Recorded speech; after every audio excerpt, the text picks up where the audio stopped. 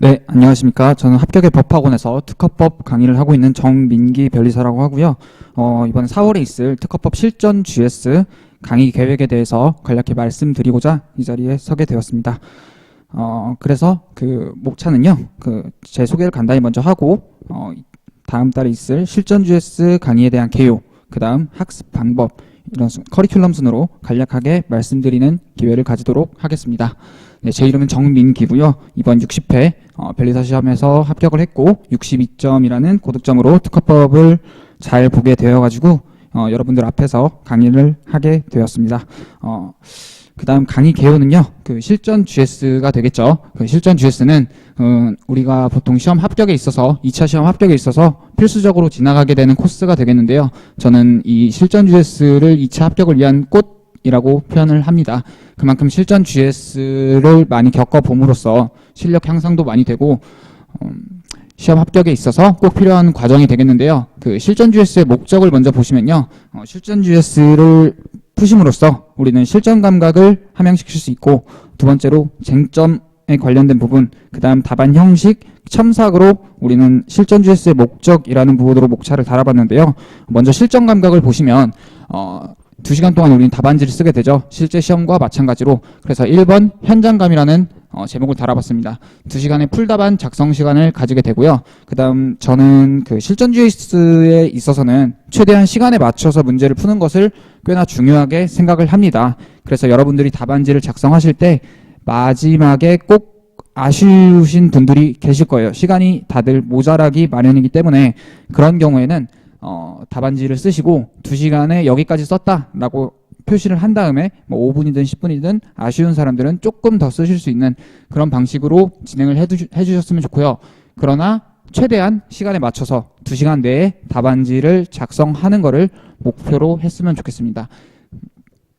이게 당연하게도 이제 4번 문제를 조금 못 풀게 되면 합격 확률이 그만큼 많이 떨어지기 때문에 3번 문제, 2번 문제를 조금 미약하게 풀더라도 4번을 완벽하게 써주시는, 그 내용적으로 완벽하게란 말이 아니라 그 형식적으로 완벽하게 5점까지 딱 찍을 수 있도록 여러분이 실전 GS를 푸실 때 매번 연습을 해주셨으면 좋겠습니다. 그 다음 두 번째로 다양한 문제 유형인데요. 우리가 시험 문제를 풀다 보면 여러 가지 문제 유형을 만나게 되는데, 첫 번째로 기본 법리 문제, 단문 문제, 판례형 사례 문제, 실무형 문제, 여러 가지 문제 형식을 만나게 되는데요. 실전 GS에서도 여러 가지 문제 유형을 통해서 대비를 할 수 있도록 노력하겠습니다. 그 다음에 실제 출제 방식을 고려하여 출제라고 기재를 해 놓았는데요. 실제 출제 방식을 보면 1, 2번 문제, 그 다음 3, 4번 문제 나눠서 출제하는 형식이라는 걸 여러분도 많이 들어보셨을 거예요. 이런 부분들을 좀 감안해서 문제를 섞어가지고 출제를 하도록 하겠습니다. 그 다음 3번 최근 기출문제 스타일이라고 목차를 잡아봤는데요. 제가 작년에 시험 준비를 할 때 이번에는 조금 기출문제를 좀 꼼꼼하게 봐야겠다라고 해서 산인공에서 주관한 이후부터 15개년을 다 봤습니다. 다 봤는데 중간에 조금 후회를 하기도 했어요. 이게 15년 산인공 이후라고 하더라도 옛날 문제들은 문제 형식이 너무 좀 올드한 스타일들이 있어서 저 같은 경우에는 이번 GS에서는 최근 기출문제 스타일을 위주로 좀 출제를 하려고 합니다. 그 다음 4번 59회 60회 합격자들의 문제 피드백을 반영하도록 하겠습니다. 문제 피드백이라고 하면 문제 형식뿐만이 아니라 문제 난이도도 포함인데요. 제가 출제한 다음에 59회 60회 합격자들에게 문제를 주고 그 다음에 그분들의 피드백을 받아서 실전 GS 스타일로 정말 실전 문제 스타일로 조금 보완하고 난이도도 조금 더 조절하고 이런 식으로 해서 문제 출제를 하겠습니다. 그 다음 5번째 문제풀이 스킬인데요. 이 부분 같은 경우에는 수업 내용이기도 한데 문제 풀이 스킬이라고 하면 우리가 문제지를 받았을 때 답안지에 적기 전에 머릿속으로 결론 내고 목차 작성할 때까지 그 과정에서도 여러 가지 스킬이 있을 수 있습니다. 그런 부분에 있어서 제가 생각하고 있는 좋은 스킬들, 다른 합격자들이 했던 스킬들 반영해서 여러분들에게 아낌없이 전수하도록 하겠습니다. 그 다음에 최근 기출문제 스타일이라고 할 때 우리가 문제를 풀 때 단서가 되는 부분들이 있잖아요. 그런 부분들을 괄호로 해서 나타나기도 하고 아니면 어떤 키워드로 나타나기도 하고 어떤 형식으로 나타나기도 하는데 최근 기출문제에서 나타나는 그 문제풀이의 핵심이 되는 트리거들을 저도 문제풀이의 문제 출제에 반영을 해서 출제를 하도록 하겠습니다. 그 다음 강의 개요로 그 실전 감각이라고 했을 때 그 제가 답안 작성 특강 강의에서 했었던 내용들인데요. 그런 부분들을 실전 GS에서도 여러분들에게 알려드리면서 문제 풀 때 어떤 식으로 해야 되는지 좀 알려드리도록 하겠습니다. 여기 보시면 타임테이블을 어떤 식으로 그려야 될지, 형광펜을 사용할지 말지, 당연하게도 어떤 펜을 사용해서 답안지를 작성할지, 그 다음 시험장에서 제공된 연습장을 쓸 것인지, 이런 것들 수정 테이프를 사용할 것인지, 쓴다면 어떤 수정 테이프를 쓸 것인지, 이런 부분들 저희는 객관식 시험이 아니잖아요. 논술형 시험이기 때문에 그 하나하나 디테일을 살려서 준비를 해야 됩니다. 연습은 실전처럼이라는 말이 있듯이 여러분들이 연습할 때부터 실전처럼 준비를 하시면 실전에 있어서 많은 도움이 될 거고요. 그래서 이름도 실전 GS이고요. 모의고사를 보는 이유가 우리가 실전과 같은 형태로, 실전과 같은 상황에서 모의고사를 많이 보게 되는데, 결국 모의고사에 나오는 문제가 실전에 나오는 문제 그대로 나온다는 내용은 아니지만, 실제로 모의고사를 잘 푸는 학생들이 실전에서도 점수가 잘 나오는 경우가 많죠. 그렇기 때문에 연습을 실전처럼 해서 준비를 해주셨으면 좋겠습니다. 그런데 우리가 가지고 있는 이런 실전 감각이라고 하는 것은 결국 아까 말씀드렸던 두 번째 논점인 쟁점하고 연결될 수밖에 없는데요. 이게 무슨 말이냐면, 우리가 실전 GS에서 봤던 문제들은 그걸 실전 시험장에서 마주쳤을 때 당연하게도 손이 빠르게 나갈 수밖에 없고, 당연하게도 답안지의 퀄리티가 좋을 수밖에 없습니다. 그런데 그런 얘기가 있잖아요. 소수 강의들의 이제 어떻게 보면 장점일 수도 있고 단점일 수도 있는 게 너무 짱돌 문제들을 좀 낸다. 그래서 과거에 이제 소수 강사들이 신규 강사들이 대형 강사들로 올라가게 되는 그 어떤 발판이 짱돌 문제들을 좀 내서 그 짱돌 문제가 시험에 적중을 하게 되면 대형 강사로 좀 성장한다, 이런 내용들이 좀 있었잖아요. 하지만 저는 그렇게 하지 않겠습니다. 저는 너무 짱돌 같은 경우는 맞추면 물론 좋겠지만 그 짱돌들이 시험에 나올 걸 대비해서 준비하기에는 우리가 시험 준비하는 시간이 너무 타이트하잖아요.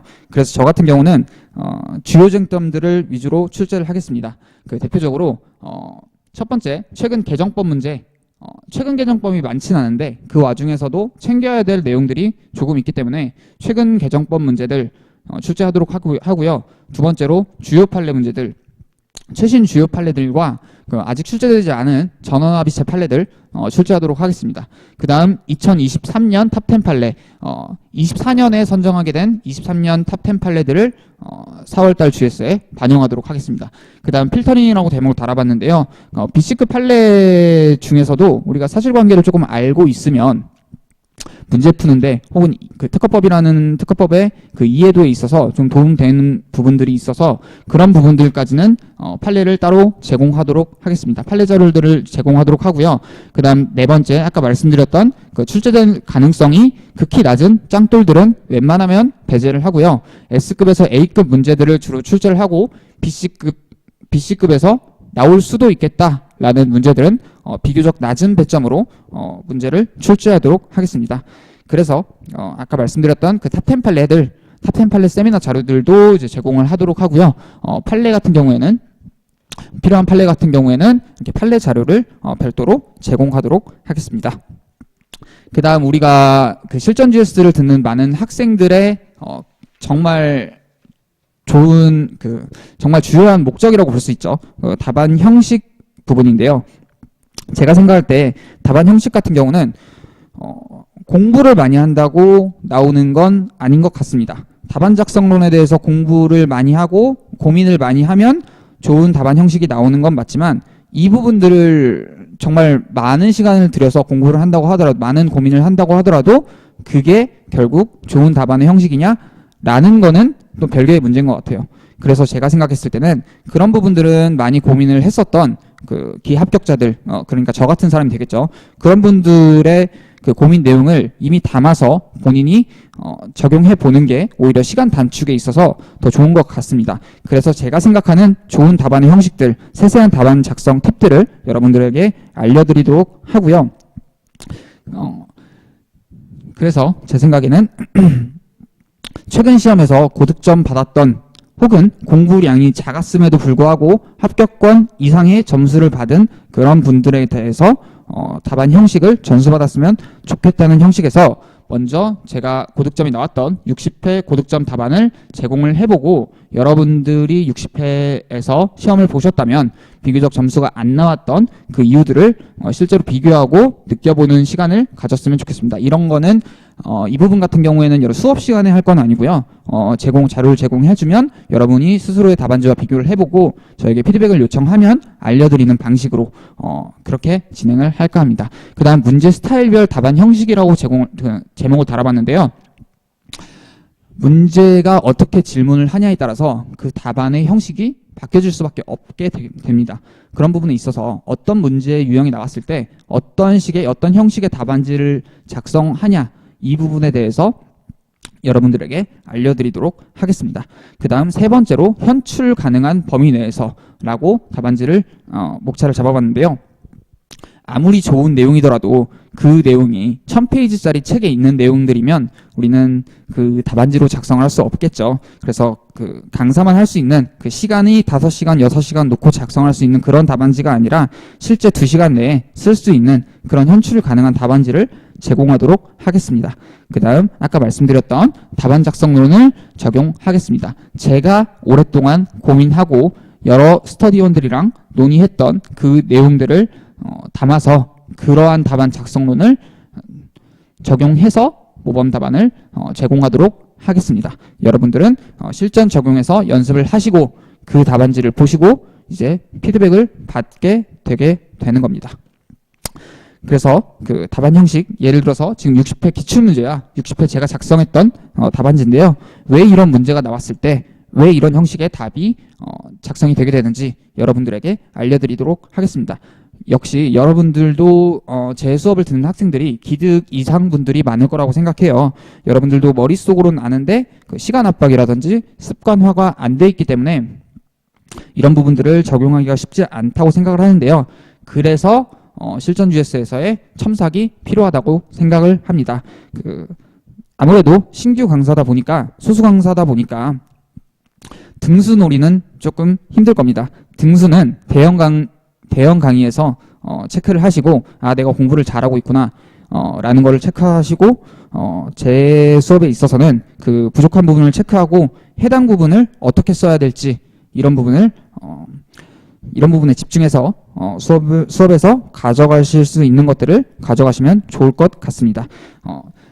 당연히 제가 직접 100% 채점하고 첨삭하고요. 첨삭할 때도 간단하게 점수만 써주는 게 아니라 이런 부분은 좋았습니다. 이런 부분은 이렇게 고치시는 게 어떨까요? 라고 조금 꼼꼼한 첨삭을 해드리고자 합니다. 첨삭을 할 때도 내용 부분에 있어서 그리고 이해도, 암기도, 논리, 인상, 목차, 가독성 이런 부분들을 종합적으로 고려해서 여러분들에게 피드백을 해드리도록 하겠습니다. 그런데 저 역시도 답안 작성 같은 경우에 많은 고민을 했었기 때문에 강사님들마다도 조금씩 견해 차이가 있고 학생들도 조금씩 자기만의 스타일이 있는 거 저도 잘 알고 있습니다. 그래서 저의 답안지 스타일을 여러분들에게 강요는 하지 않겠습니다. 다만 잘못된 부분이 있으면 그 부분은 명확히 짚어드리도록 하겠습니다. 그래서 우리는 그 실전지에서 수업에서 먼저 2시간 답안 작성을 하게 되죠. 그럼 제가 답안지에 그 문제를 출제한 취지 그리고 이 문제에서 이 답안에서 어떤 것들이 준원점이 돼야 될지 답안지에 기재를 해놓겠습니다. 그 다음 강의 필기라는 내용을 제가 기재를 해놨는데요. 제가 특히나 이제 대형 강의 같은 걸 들을 때 조금 아쉬움이 많았습니다. 제가 그 답안지를 작성하고 제출을 하게 되면 그날 복습을 하고 싶거나 아니면 제 필기 같은 것들을 반영하기가 힘들어서 저 같은 경우는 GS에서 답안지를 쓰게 되면 제출하기 전에 사진으로 미리 찍어 놓고 그 부분들을 이제 수합을 해서 수업 내용을 필기를 했습니다. 그 다음에 그 다음에 이제 복습을 하고 나서 다음 주에 이제 받아보게 되는 거죠. 그렇게 되다 보니까 이게 내가 뭘 썼더라라는 내용도 잘 기억이 안 나고 채점 같은 경우도 채점 받고 첨삭받은 그 답안지도 잘 안 보게 됐던 경향이 있던 것 같습니다. 그래서 저는 어떻게 할 거냐면 답안지를 작성하시고 빨간 펜이 아닌 다른 색깔의 볼펜으로 스스로 수업을 들으면서 거기에 스스로 필기를 하는 겁니다. 그 다음에 그 답안지를 제출을 하게 되면 가지고 가서 빨간 펜으로 제가 첨삭을 하고 채점을 하도록 하겠습니다. 그 다음에 여러분들에게 피드백을 아까 말씀드렸던 내용처럼 이해도 암기도 논리 인상 목차 이런 부분을 여러분들에게 피드백을 해드리면 그 다음번은 답안 작성할 때 여러분이 그 피드백을 반영을 해서 답안지를 작성해보는 이런 방식의 GS 진행을 하도록 하겠습니다. 그래서 진도는 1, 2회차는 총칙, 특이쟁점, 특허 요건, 출원 심사, 3, 4회차는 출원 심사, 특허권, 5, 6회차는 침해 등, 7, 8회차는 전범위로 해서 출제를 하도록 할 텐데 위에 써놓은 것처럼 진도는 누적이며 무효 침해 특이점들은 언제든지 나올 수 있음이라고 기재를 해놨는데요. 사실 어쩔 수가 없는 것 같습니다. 실전 GS라는 형태 그리고 실전 GS라는 형태 그리고 특허법이라는 법 특성상 진도에 맞춰서만 출제를 하다 보면 여러분들이 현장감이 많이 떨어질 수 있거든요. 그래서 전반적인 진도 순서는 이렇게 해놓되 필수적인 부분들은 어쩔 수 없이 그리고 판례 같은 경우는 선결론점 그리고 앞에 나와 있는 논점들 뒤에 나와 있는 논점들이 섞여 있기 때문에 그런 부분들은 어쩔 수 없이 종합적으로 출제를 하게 된다는 점 미리 양해를 좀 부탁드리고요. 수업이 진행이 된다면 수업이 진행이 되고 그 강의가 종료가 되면 추가 자료 같은 경우는 온라인으로 제공을 하도록 하겠습니다. 단톡방이라든지 아니면 오픈 카톡방을 만들어서 여러분들에게 필요한 추가 자료가 발생을 하면 추가적으로 제공을 하도록 하고요. 질의응답 및 답안지 피드백 적극 활용을 추천드리겠습니다. 답안지 같은 경우는 우리가 이번 수업이 끝나게 되면 이런 부분이 있을 겁니다. 접목해볼 80%라고 제가 표시를 해놨는데요. 접목해볼 스타일과 형식을 반복학습한다 라고 나와 있는데요. GS 수업이 끝나게 되면 제가 평소에 생각하는 답안 형식이라든지 주요 내용 같은 경우들을 어느 정도 아시게 되겠죠. 그럼 그런 형식과 내용들을 다른 GS에서 또 접목해 보게 될 겁니다. 여러분들이 스터디를 만들어서 그 스터디에서 진행을 하실 수도 있고요. 아니면 다른 강사님의 강의를 들어보면서 또 접목해 볼 수도 있겠죠. 그때 저에게 피드백을 요청을 하는 겁니다. 제 생각에는 강사님이 이런 부분들을 참여하고 싶어서 이렇게 답안지를 써봤는데 이렇게 써도 괜찮을까요?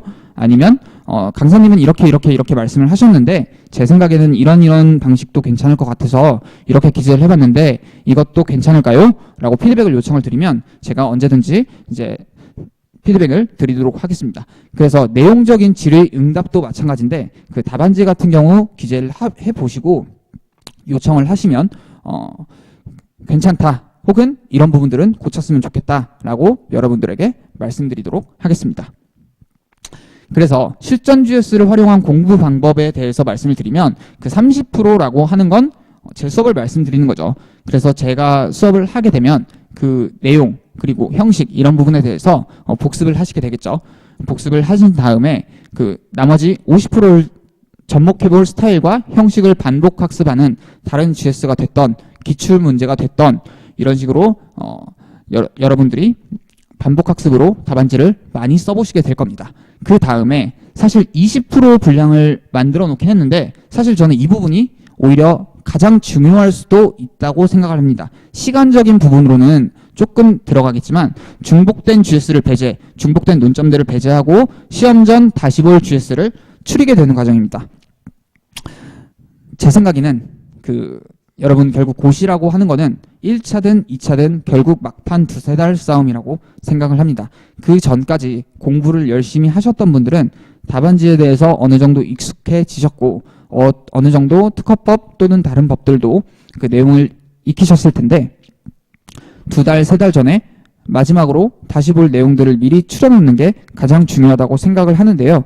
그래서 결국 가장 중요한 그 무기를 만드는 작업들을 GS 들어올 때마다 또는 스터디를 하실 때마다 추려놔야 된다고 생각을 합니다. 그래서 수업을 듣고 논점과 내용에 대해서 복습을 하시고, 그리고 그 답안의 형식이라든지 그 논점 같은 걸 공부한 걸 다른 GS에서 또는 기출문제에서 다시 적용하면서 내가 공부가 제대로 됐구나 라는 거를 80%까지 채우신 다음에 내가 이건 시험 볼 때까지 다시는 안 봐도 되겠다 라고 하는 것들은 완벽하게 추려버리시고 이건 내가 시험 보기 전에 한 번 내지 두 번 정도는 꼭 봐야겠다 라고 하는 건 표시를 해서 따로 모아놓을 필요가 있습니다.